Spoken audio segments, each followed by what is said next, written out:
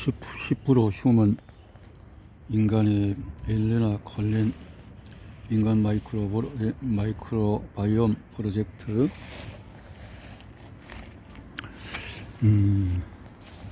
손 씻는 행위와 정신질환의 관계는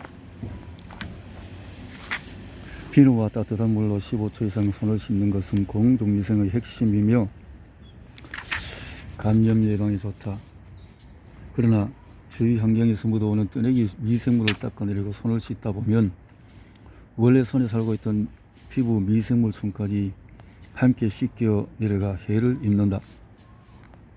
흥미롭게도 미생물은 종에 따라 손을 씻을 때 해를 입는 정도나 그 후에 회복되는 속도가 다르다. 예를 들어 포도상 고견이나 연쇄상 고견은 손을 씻은 직후에 곧바로 빠르게 증식하여 제일 먼저 군집을 형성하지만 시간이 지나면 점차 우점도가 떨어진다. 이런 사실에 구미가 당기는 이유는 강박충동 장애가 연상되기 때문이다. 강박증 같은 불안장애의 한 가지 특징은 환자 자신이 균에 오염되었다고 느끼는 점이다. 강박증 환자는 청결에 집착하며 손을 씻어야 한다는 충동을 느낀다. 삶을 제한하는 이런 기이한 행동의 원인을 제시한 다양한 이론이 있지만 딱 꼬집어 이거라고 말하기는 어렵다. 이들 중 한 가지는 미생물의 원인을 둔 가설이다. 제1차 세계대전이 끝날 무렵에 정체를 알 수 없는 병이 유럽에서 퍼지기 시작했다. 1918년 무렵에는 미국에 상륙했고 다음에는 캐나다를 공격했다. 이듬해 병은 전 세계를 휩쓸면서 인도, 러시아, 호주, 남미로 확산했다.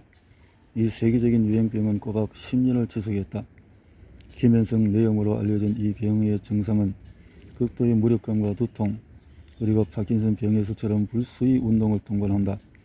때로 이 병은 정신질환으로 이어져 많은 환자가 정신병 환자가 되거나 우울증에 시달리고 또는 성에 집착하게 되었다. 환자 중에 20에서 40%가 사망했다. 운 좋게 살아남은 사람들도 완전히 회복하지 못했다. 수천 명이 강박장애에 시달렸고 갑자기 감염이라도 걸린 것처럼 희귀한 행동 장애가 나타났다.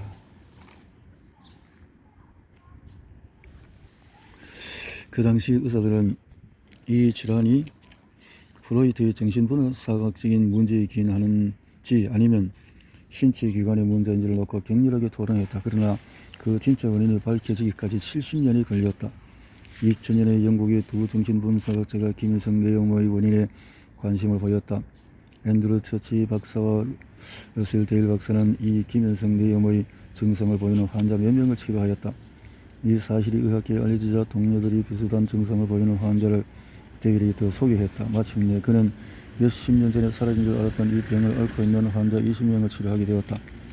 치료와 동시에 데일은 환자들 사이에 나타나는 유사점을 찾아보았는데 운이 좋게도 그는 환자들 사이에서 공통으로 나타나는 패턴을 발견했다. 많은 환자가 병의 급성기에 인두염을 겪은 적이 있는 것이다. 미국에서 흔히 스테랩스로트라고 부르는 인두염은 연쇄상 구긴 속의 박테리아에 의해서 일어난다. 처치와 데일은 김현성 내염이 이 박테리아와 관련이 있을지도 모른다는 생각에 환자를 테스트했는데 확실히 20명 모두 연쇄상 구균에 감염이 되어 있었다. 연쇄상 구균은 이후에 기저핵이라는 뇌세포 덩어리를 공격하는 자가면역 반응을 일으킨다. 결과적으로 호흡기 관염으로 알려진 일반적인 질병이 신경정신과적인 질환으로 바뀌게 된 것이다. 기저핵은 행동 선택에 관련되어 있다. 뇌의 한 부분인 기저핵은 인간이 주어진 상황에서 취할 수 있는 여러 행동 중에서 실제로 어떤 행동을 수행할지 선택하는 역할을 한다. 기저핵은 특정 행동이 우리에게 어떤 보상을 가져올지를 무의식적으로 판단하고 선택한다. 예를 들면 고수도에서 고를 할 것인지 스톱을 할 것인지, 브레이크를 밟을지 엑셀을 밟을지, 커피잔을 들어야 할지 머리부터 긁어야 할지 등을 결정하는 것이다. 경험이 많을수록 기저핵은 더 많은 정보를 축적하여 의식 속을 흐르는 수많은 기능성 중에서 본능적으로 적합한 선택을 하게 된다. 고속을 칠 때 고인지 스톱인지를 결정하려면 내 손에 있는 폐와 상대손의 진폐 그리고 다음에 나올 폐까지 계산해야 한다. 이때 연습을 많이 할수록 기저핵은 더 정확하게 조정된다. 설사 우리의 의식은 그렇지 않더라도 말이다. 그러나 기저효의 뇌세포들이 공격을 받으면 행동 선택에 차별이 생긴다. 고 아니면 스톱, 스톱 아니면 고, 아니면 고 아니면 스톱, 또는 결정을 내리지 못한 채 그냥 스톱을 부르게 될 수도 있다. 뇌의 지시를 따르는 근적은 동시다발적인 명령을 받게 되고 유연하게 결정을 내는 대신에 바뀐 신비행과 같은 경련을 일으킨다. 집에 들어오면 등을 켜고 현관문을 잠근 뒤에 손을 씻는 일상의 습관 또한 뒤죽박죽이 된다. 강박적으로 손을 씻는 강박장애 환자의 행동을 설명할 수 있는 재미있는 가설이 있다. 조금 전에 나는 어떤 박테리아들은 손을 씻은 직후에 더 빠르게 증식한다고 말했다. 바로 연쇄장 구균 박테리아다. 이는 아마 다수의 경쟁자가 없는 상태에서 빠르게 번식할 기회를 얻기 때문일지도 모른다. 결코 확실한 것은 아니지만 어쩌면 이 기회주의적인 병원기는 숙주가 손을 씻은 직후에 가장 힘을 얻을 수 있기 때문에 기저효구로 하여금 습관을 강요하여 하게 하여 계속해서 손을 씻도록 숙주를 설득하는 것인지도 모른다. 많은 정신건강질환, 더 적절히 말하면 신경정신학적인 장애가 기저기능장애나 연쇄장 구균과 연관이 있다는 것은 놀라운 일이 아니라 둘의 증후군의 음성틱, 운동틱 증상을 생각해보면 그것은 의식 속에 흐르는 장난기를 억누르지 말라는 기저효의 결정이 실패로 돌아간 결과인지도 모른다. 연쇄장 구균 감염은 여기서 중요한 역할을 한다. 과거의 악질 연쇄장 구균에 여러 차례 감염된 아이들은 둘의 증후군이 발병할 가능성이 14배나 높기 때문이다. 파킨슨병, 주의력 결핍, 과잉 행동장애, 불안장애 역시 연쇄장 구균과 기저핵 손상에 관련이 있다. 하지만 나는 연쇄장 구균이 변성하지 못하도록 손을 씻지 말아야 한다는 주장하는 것은 아니다. 손을 씻지 않으면 연쇄장 구균보다 더 흔하게 나타나는 다른 미생물에게 감염될 것이기 때문이다. 미생물을 그들이 속한 장소에서 그들이 있어서는 안 되는 장소로 옮겨서 말이다. 항균 비너가 손에서 연쇄장 구균이 한시적으로 우점하는 것을 촉진하는지 알려지지 않았다. 그러나 강력한 기회주의자가 다른 미생물의 방어 공격에 익숙해지면 피부에 서식하는 유익균보다 항균 제품에 대한 내성을 확실히 더 빨리 진화할 수 있을 것이다. 대신 화학약품을 이용하여 박테리아를 죽일 수 있는 더욱 효과적인 한 가지 방법이 있다. 바로 알코올로 소독하는 것이다. 알코올은 미생물을 철저하게 파괴하여 그들이 애초에 내성을 진화시키지 못하게 근본적으로 차단한다. 게다가 알코올은 MRSA 같은 항생제의 내생균에도 효과적이며 병원에서 의료진뿐 아니라 출입하는 모든 사람들의 손을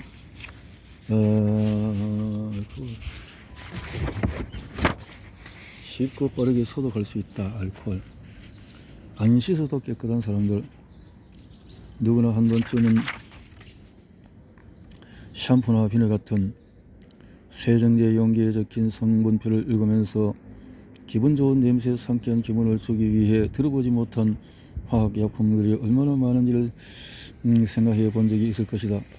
물론 우리의 피부는 샤워젤이나 보습제, 데오드란트 없이도 알아서 건강하게 유지될 것이다. 열대우림 지역에서 지내다 보면 지독한 냄새를 풍기는 것은 하루에 한 번 이상 씻고 발화늑제제로 범벅된 외국인들이지 지역 원주민이 아니라는 것을 알 수 있다. 가장 단순한 방식으로 살아가는 부족민들은 몸을 자주 닦지 않고 비누 한 번 쓰지 않지만은 데오드란트 없이도 나쁜 체질을 풍기지 않는다.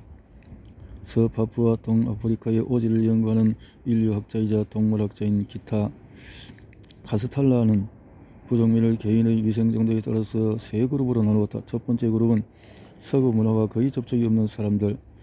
카스탈라는 이 사람들은 일부러 시간을 내어 씻는 일이 없다. 그저 기회가 될 때 예를 들어서 낚시하러 물가에 가면 그 김에 몸을 씻는다. 그리고 비누를 사용하지 않는다. 또 그들이 몸을 가리기 위해 사용하는 천들은 대부분 천연재료로 만든 것이다 라고 말한다. 두 번째 그룹은 외진 곳에 살지만 선교활동을 통해서 어느 정도 서구 문화에 노출된 사람들이다. 그들은 대체로 1980년에 만들어진 재활용 합성 섬유로 만들어진 옷을 입는다. 카스탈라는 이 그룹의 사람들은 놀라울 정도로 자극적인 냄새를 풍긴다. 그들은 비누를 사용해 제대로 몸을 씻는다. 하지만 왜 몸을 씻고 옷을 빨아야 하는지는 이해하지 못한 채 그저 그래야 하나 보고 하고 씻을 뿐으로 매주 매달 아니면 좀 더 드물게 씻는다라고 묘사한다.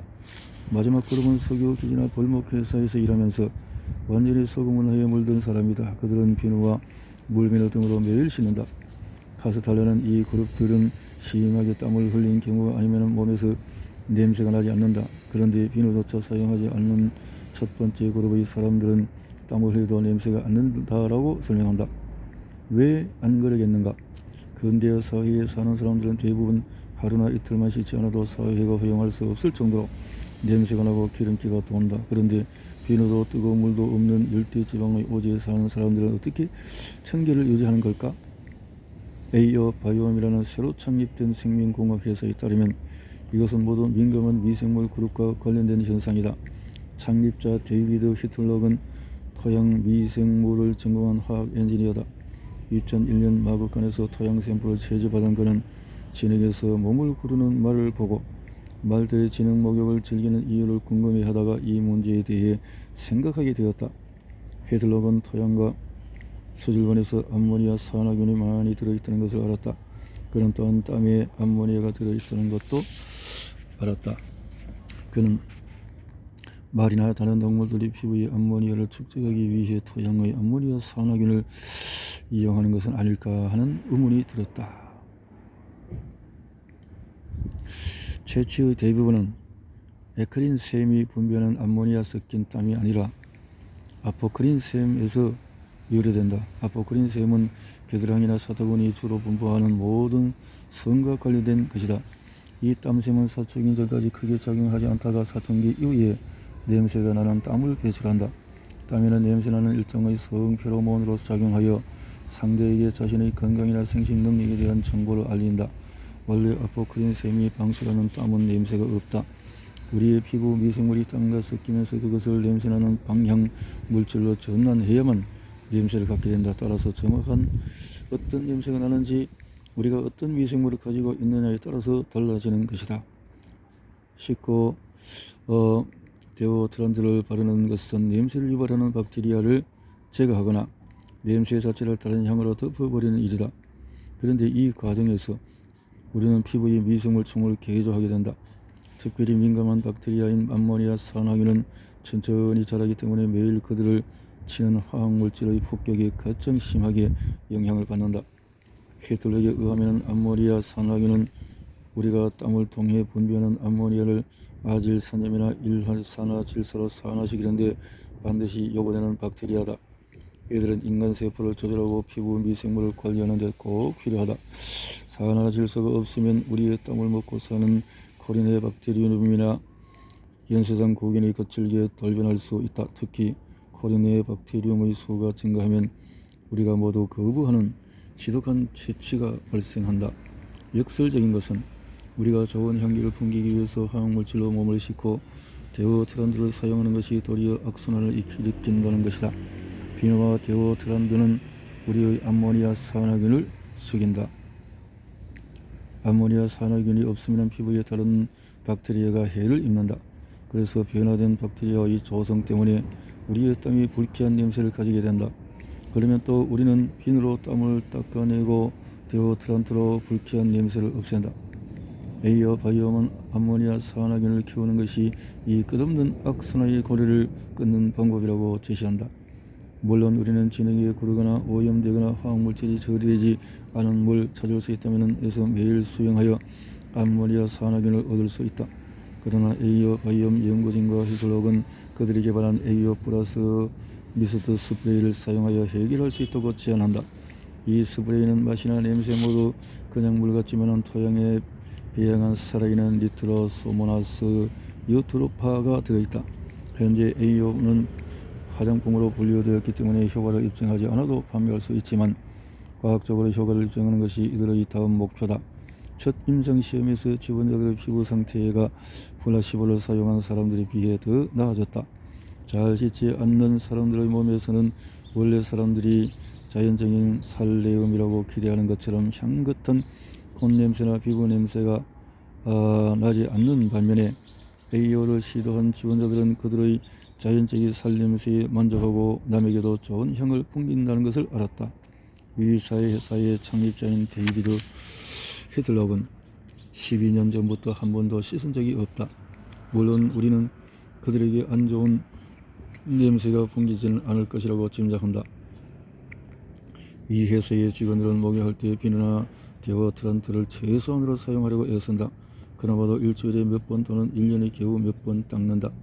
비누로 씻지 않는다는 발상 자체가 대부분 사람들에게는 비위가 상하는 일이다. 실제로 비누로 몸을 닦는 것은 우리의 문화에 너무 뿌리 깊이 박혀서 매일 비누를 사용하지 않는다고 말하는 것조차 금기시된다. 그런데 이런 점이 오히려 나에게는 비현실적으로 느껴진다. 인간의 25만 년의 역사 내내 비누의 존재를 모르고 지내다가 어느덧 우리는 비누 없는 삶은 상상할 수 없을 정도로 매일 비누로 샤워하는 것에 의존하게 되었다. 항생제처럼 항균제 품들도 적절한 자리가 있다. 그러나 당신의 몸은 그 자리가 아니다. 우리는 이미 면역계라고 불리는 충분한 미생물적인 방어 시스템을 구축하고 있다. 아마도 우리는 면역기를 이용하여 충분히 잘해 나갈 것이다.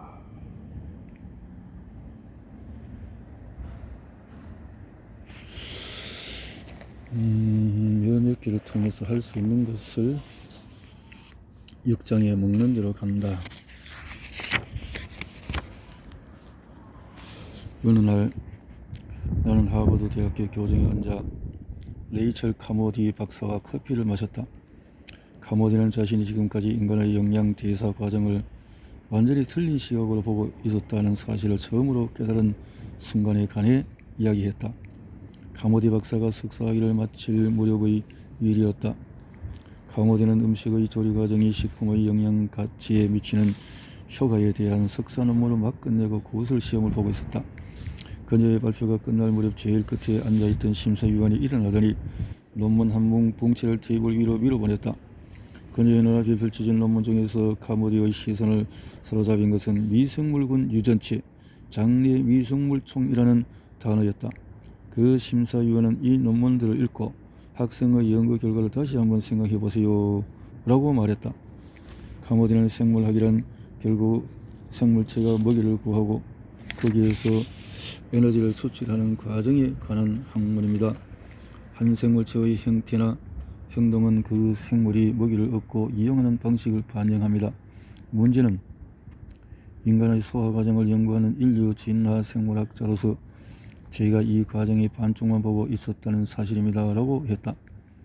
카모디는 소장에서 진행되는 소화 과정에 관심을 가지고 연구 중이었다. 그러나 네이처나 사이언스 같은 유명 과학 저널에서 장내 미생물 총이 영양과 신진대사에 미치는 영향에 관해 특집 이슈를 출간하는 것을 보면서 그녀는 자신의 연구를 비롯한 다른 인간 영양학 연구가 완벽한 해답을 이끌어내지 못할 것이라는 사실을 깨달았다.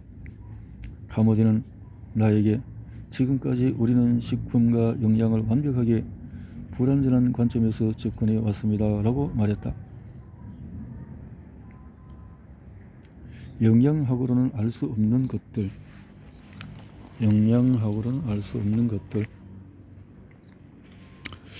그러니까 소화와 영양에 대한 관점이 전반적으로 달라졌다. 최근까지는 소화 과정 중에서 소장에서 일어나는 일이 소화의 전부라고 여겨졌다. 부수고 썩는 믹서기 역할을 하는 위를 지나면은 가늘고 긴 튜브가 나타나는데 바로 이곳에서 인간의 소화라고 알려진 모든 일이 일어난다.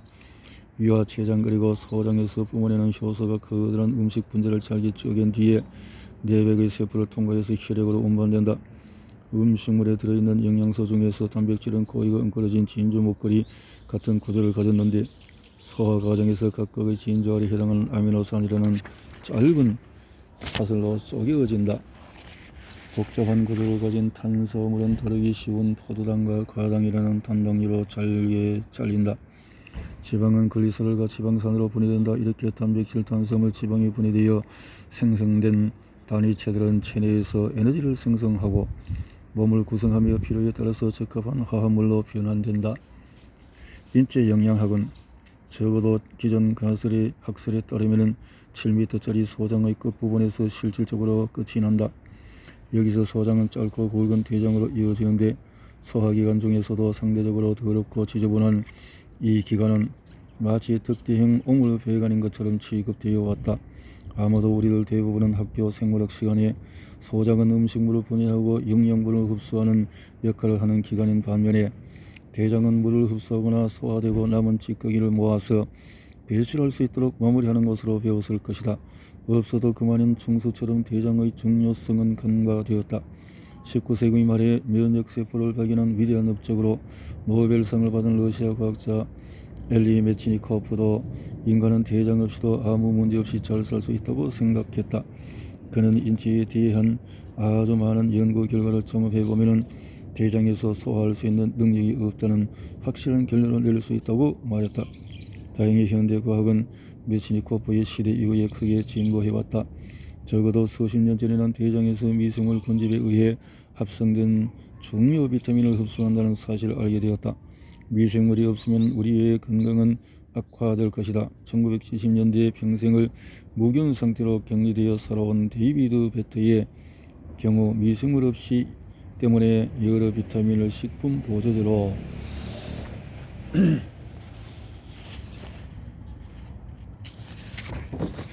복용해야 했다. 미생물 초과의 영양학적 기여도는 비타민 수준을 훨씬 넘어선다. 어떤 생물은 소화 기능을 미생물에게 일임하기 때문에 미생물이 없다면 먹는다는 것이 전혀 소용없는 일이 되는 경우도 있다. 동물의 피를 먹고 사는 거물이나 흡혈박쥐는 천적으로 미생물에게 영양 공급을 의뢰한다. 피는 생명의 원천이지만 식품 영양학적 측면에서는 의외로 영양소가 풍부한 음식이 아니다. 물론 혈액은 쇠맛이 날 정도로 철분 함량이 높고 단백질도 풍부하다. 하지만 상대적으로 탄수화물이나 지방, 비타민, 미네랄이 부족하다. 이 부족한 영양소를 합성해내는 장내에 미생물이 없다면 거물이나 흡혈박쥐 같은 흡혈종의 삶은 매우 고단해질 것이다. 대왕 판다는 미생물의 영양을 의존하는 또 다른 전형적인 예다. 대왕 판다는 분류학적으로 대문자 C로 시작하는 식유목에 속한 포유류다. 북극곰이나 회색곰과 같은 곰과 동물이고 사자나 늑대 같은 흉포한 동물과도 생물 계통수에 나란히 위치한다. 하지만 소문자 C로 시작하는 육식동물, 즉 동물의 고기를 먹고 사는 진정한 의미의 육식동물은 아니다. 대나무 잎을 즐기게 되면서 육식을 포기해버린 대왕 판다는 진화의 과거에서 오래전에 등을 돌렸다. 대왕 판다의 단순한 소화계는 원래 육식을 위해 맞춤된 것이기 때문에 전문적인 조직동물인 소나 양처럼 길이가 길지 않다. 그만큼 대장에 서식하는 미생물이 해야 할 일이 많다는 뜻이다. 게다가 판다는 육식동물의 개념을 가지고 있다. 따라서 고기의 주요 영양소인 단백질을 분해하는 효소의 유전자는 잔뜩 가지고 있지만 질긴 대나무 잎의 탄수화물 다당류를 분해하는 효소는 만들어내지 못한다. 판다는 매일 12kg의 섬유질 풍부한 마른 대나무 잎을 먹는다. 그러나 이 중에 2kg만이 소화될 뿐이다. 미생물이 없다면 아마 이마저도 소화되지 못할 것이다. 대왕 판다의 장내 미생물성이 보유하는 미생물군 유전체 중에는 일반적으로 소나 왈라비, 흰개미 같은 초식동물의 미생물군 유전체에서 발견되는 셀룰로스 분해 유전자가 포함되어 있다. 소화에 반드시 필요한 유전자를 가진 미생물을 자기 편으로 끌어들임으로써 대왕 판다는 육식을 하던 과거의 제약에서 벗어날 수 있었다. 이렇듯이 미생물은 영양 측면에서 결국 무시할 수 없는 존재다. 어떤 의미에서는 인간 역시 거물이나 박쥐, 판다와 다를 바가 없다. 우리가 먹는 음식 일부는 몸에서 만들어내는 효소에 의해 소화되고 소장에서 흡수된다. 그러나 소장에서 분해하기 어려운 음식물은 대장으로 넘어가 열광적인 미생물 군중을 만나 그들의 소화 효소로 철저하게 분해된다. 그러고는 우리가 학교에서 배운 대로 수분과 함께 혈액으로 흡수된다고 설명하겠지만 이 생물들은 생각보다 훨씬 중요한 역할을 한다. 결국 카모디는 박사학위를 마칠 무렵이 되어서야 지금까지 자신이 문제의 절반밖에 풀지 못했다는 사실을 깨달았다. 그래서 카모디는 나머지 답을 찾기 위해서 자신이 공부하던 건물에서 나와 그것에서 가까운 곳에 있는 인간 진화 생물학과 시스템 생물학 센터로 향했다. 그리고 그녀는 노련한 생물인 미생물 사냥꾼인 피터 턴버의 지도로 새로운 연구를 시작했다.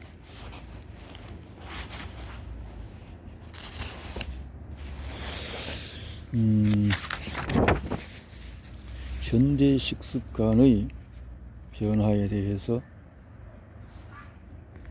미안하지만 이제 내가 앞에서 주었던 비만 탈출 마스터키를 잠시 돌려받아야겠다. 직접 복용했던 음식을 통해서 직접적으로 간접적으로 잔류 성분을 섭취했던 항생제의 2차적인 피해는 특히 어린아이의 경우에 더 심하게 나타난다. 그러나 여기서 끝이 아니다. 마틴 블레이저가 쥐에게 실험한 저용량 페니실린과 고지방 식단 테스트에서 보여주었듯이 항생제가 체중 증가의 유일한 원인은 아니다. 다른 21세기 질병에서도 마찬가지다. 항생제뿐 아니라 식습관 역시 중요한 역할을 한다.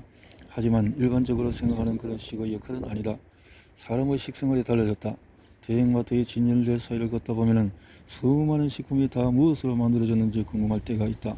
분명 동식물 중에 하나일 텐데 원재료의 형태를 그대로 유지하고 있는 제품은 별로 없다. 그렇죠? 이건 진열대의 식생활들이 문제가 되어진다는 거죠. 이런 것이 문제가 많다는, 특히 닭고기 같은 것들이죠. 진열대 슈퍼마켓 바깥에도 변화는 계속된다. 요리할 시간이 없는 바쁜 현지인을 위해서 패스트푸드와 즉석식품이 개발이 되어졌다. 그렇죠. 건강한 식습관이란 뭘까? 그러면 사람들이 입에 노리는 이상적인 식습관은 구두만큼이나 자주 바뀐다. 그러나 한 가지만큼은 분명하다. 현대인의 식습관에 문제가 있다는 점이다. 식습관에 문제가 생긴 것이죠. 좋고 나쁘고. 오늘날 가장 유명한 식이요법들을 가져내는 한 가지 공통적인 전제가 있다. 인간은 원래 그렇게 먹도록 진화한 존재라는 것이다. 인간이 먹어야 하는 제대로 된 식사를 알아보기 위해 우리는 선조가 살던 시대로 돌아가 보자. 농경시대 이전의 조상, 스력 채집인, 동굴인, 날고기를 뜯어먹던 선행인류, 유인원을 닮은 인류의 사촌들까지 인류의 조상들이 무엇을 먹고 살아났는지 살펴보면 된다. 그러나 사실 그렇게 멀리까지 갈 필요도 없다. 고작 100년 전 우리 증조할아버지 시대만 해도 현대인의 지향이 일어나지 않았기 때문이다. 마트에 파는 포장된 가공식품이나 드라이브레스 음식들과 비교하면 우리 증조할아버지들의 식생활은 현대인의 식생활과 크게 다르다. 그죠? 이런 것들이 크게 달랐던 거죠. 신석기 혁명의 결정적 시기였다. 인류는 두 가지 혁명적인 변화를 끌어냈다. 농경과 목축이다. 우리 조상들은 농사를 짓고 가축을로서 곡물과 콩 이런 것들을 했다라는 거죠. 이탈리아, 아프리카 아이들의 식단을 보면 무엇이 떠오른가? 아마도 이탈리아 아이들이 아프리카 아이들에 비해서 지방과 설탕을 많이 섭취한다고 생각할 것이다. 우리는 스스로 이런 종류의 음식을 너무 많이 먹는다고 생각하며 무엇보다도 지방과 설탕은 비만 확산과 비만 관련의 질병이 있다고 믿는다. 확실히 실험용 쥐를 살찌우는 가장 빠른 방법은 고지방 고단당류를 주는 것이다. 이것이 미생물군 유전체 과학자들이 말하는 소위 서구식 식단이다. 지방과 설탕이 살을 찌운다면 그 반대 역시 사실까? 저지방 저탄수화물 식단이 장속의 미생물 총 조성을 바꾸어 체중 감소를 이끌어낼 수 있을까? 비만한 사람의 후벽 기운은 의간균에 비해서 그 비율이 높다는 사실을 처음으로 밝혀낸 루이 레이는 이제 과체중인 사람이 식단 조절을 통해서 장내 미생물을 마른 사람의 박테리아 조성으로 되돌릴 수 있는지 알고 싶었다. 그래서 레이는 식단 조절 실험에 등록한 비만 지원자의 체중과 대변 샘플에서 얻은 정보를 이용하여 이 문제에 접근하였다. 후백균, 의간균 문제죠. 이렇게 해서 그런데 레이의 실험에서 지원자에게 제공된 두 식단의 전체 칼로리 역시 상대적으로 낮은 편이었다. 여성에게는 하루에 1200에서 1500칼로리, 남성에게 1500에서 1800칼로리가 제공되었다. 사실 저지방이든 저탄수화물이든 장기간 충분히 낮은 열량의 식사를 하게 되면 체중 감량은 자연스럽게 따라온다. 그래서 우리는 주말에 반 폭식하고 평소에는 신석기 혁명의 결과물인 곡물이나 유제품을 피하는 방식으로 살을 빼려고 한다. 우리의 식탁에서 늘어난 것은 지방에 탄수화물을 써줬고 나쁘다고 말하는 사람은 이들 영양소가 가진 복잡성에 대해서 잘 모르고 있는 것이다. 이는 자동차가 교통사고로 사람을 죽이기 때문에 나쁘다고 주장하는 것과 같다. 이 말이 자동차가 삶을 편리하게 해준다는 사실을 무시한 발언인 것처럼 지방은 무조건 피하는 것이 좋다고 하는 것은 지방이 생존에 절대적으로 필요한 물질이라는 사실을 간과한 것이다. 나는 포화지방 다가불포화지방, 트랜스 지방이 어떤 비율 때 가장 균형을 이룬다고 자신있게 말할 수는 없다. 사실 최신 유행 습관을 논할 때 어떤 것은 건강을 해치고 어떤 것은 안전하다고 하는 의견은 전문가들 사이에서도 의견이 나뉘었다. 이렇죠. 좀 전에도 말했듯이 쥐에게 고지방 저탄수화물 식단을 주면 미생물 총의 조성을 바꾸고 체중을 늘릴 수 있다. 이러한 변화는 장벽의 투과성, 혈액 내 LPS 농도, 염증 시추의 증가가 함께 나타난다. 이래서 자가면역, 당뇨병, 정신건강과도 관련이 있다라는 거죠. 지방과 당분을 많이 섭취해도 괜찮다는 말을 하려는 것이 아니다. 분명히 괜찮지 않을 것이다.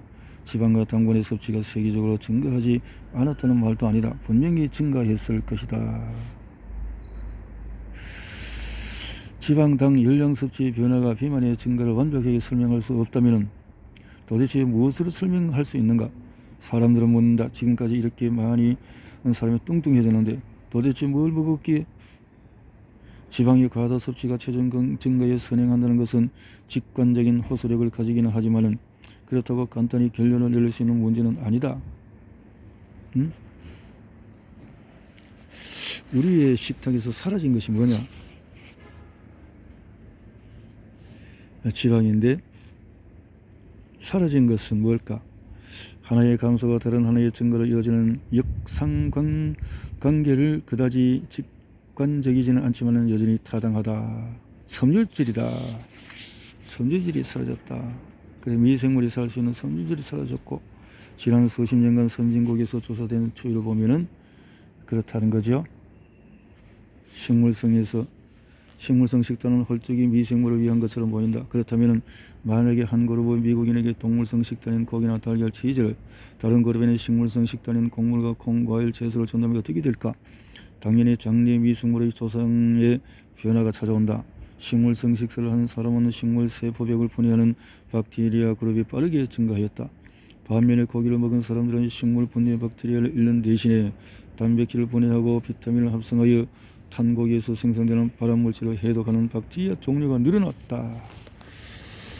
이렇게 미생물 총이 빠른 적응력으로 다 뛰어든다라는 거죠. 이런 문제들이 결국은 섬유질 섭취량의 저하가 비만 확산에 중요한 역할을 맡았다고 해서 지방이나 당분의 역할을 배제하는 것은 아니다.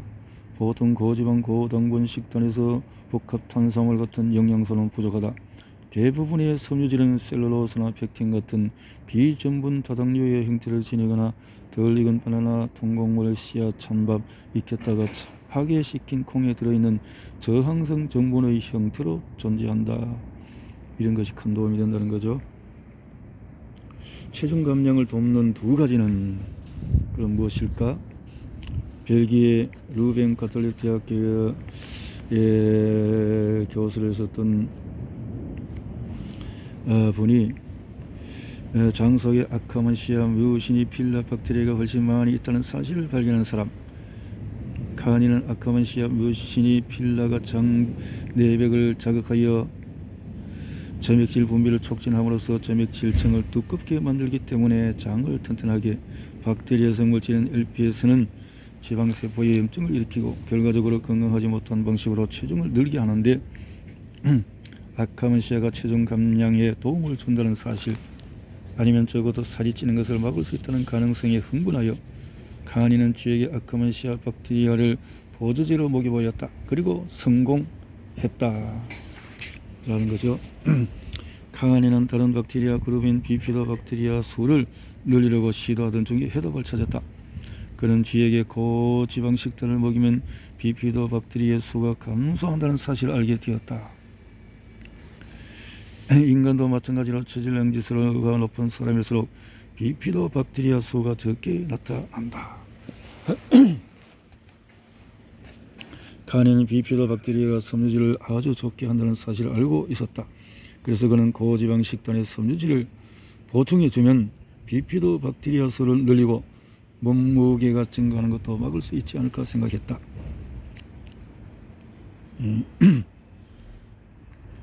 프락토 올리고당이 비피도 박테리아 수를 증가시킨 것은 사실이지만 실제로 엄청나게 증폭한 것은 아카만시아였다. 프락토 올리고당을 먹은 지 5주 만에 유전적으로 비만한 선천적 비만지들은 그것을 먹지 않은 쥐들보다도 아카만시아의 수가 무려 80배나 높아졌다. 선천적인 비만지는 섬유질을 첨가함으로써 체중 증가 속도를 늦출 수 있었다. 그리고 정성으로 태어났으나 고지방 식단 때문에 비만이 된 후천적 비만지는 섬유질을 섭취한 이후에 체중이 감소했다. 카니는 이번에 아라비노자일란이라는 섬유질을 후천적 비만쥐에게 먹였다. 아라비노자일란은 밀이나 호밀 같은 통곡물에서 큰 부분을 차지하는 섬유질이다. 고지방 식단에 호밀을 같이 먹은 쥐들은 프락토 올리고당을 섭취했을 때와 비슷한 결과를 보였다. 그렇군요. 카니는 고지방 식단과 동시에 고섬유질 식단을 함께 먹는다면 적어도 과식으로 살이 찌는 불행은 피할 수 있습니다 라고 말한다.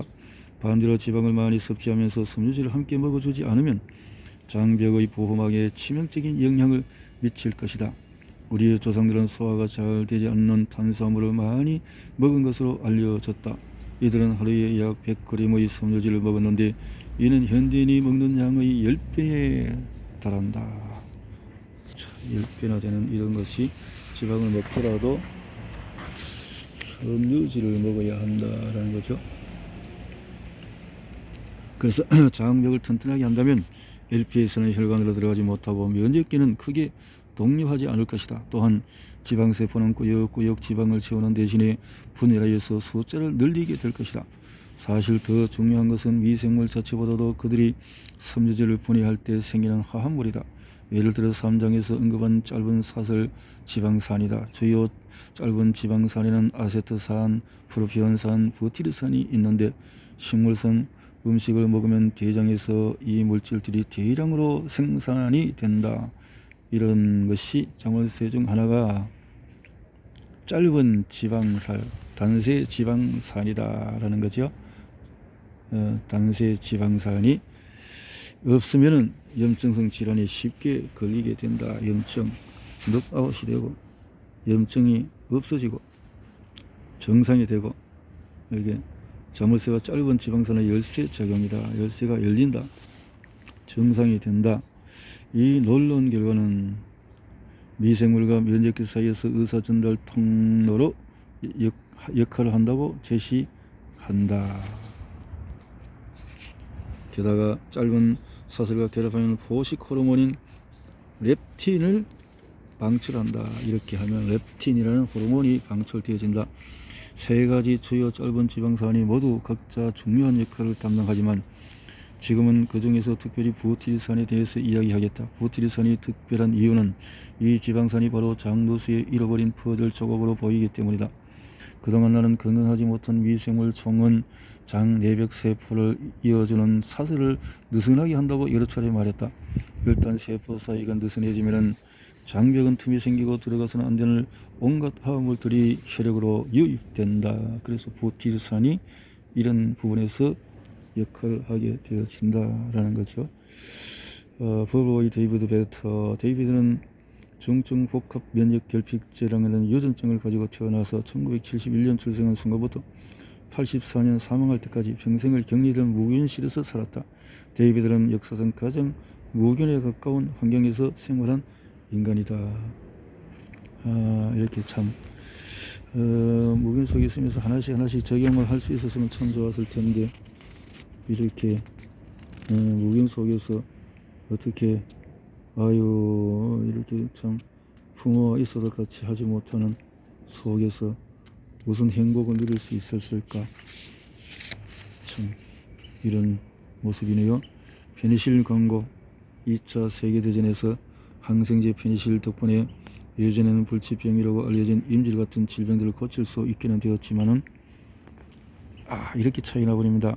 정상지와 무균지의 맹장 대장 중에서 서식하는 미생물의 밀도가 가장 높은 부분인 맹장의 크기가 이렇게 달라져 버립니다. 무균지 왼쪽인 맹장은 정상지에 비해서 엄청나게 비대하다.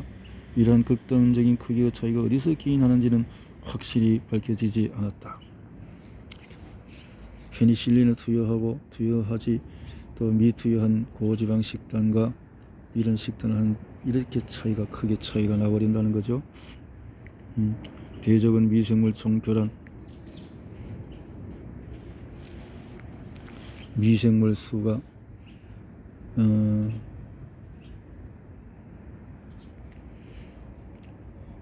무변지 교란이 되지고 뚱뚱해지고 이렇게 되는 거죠.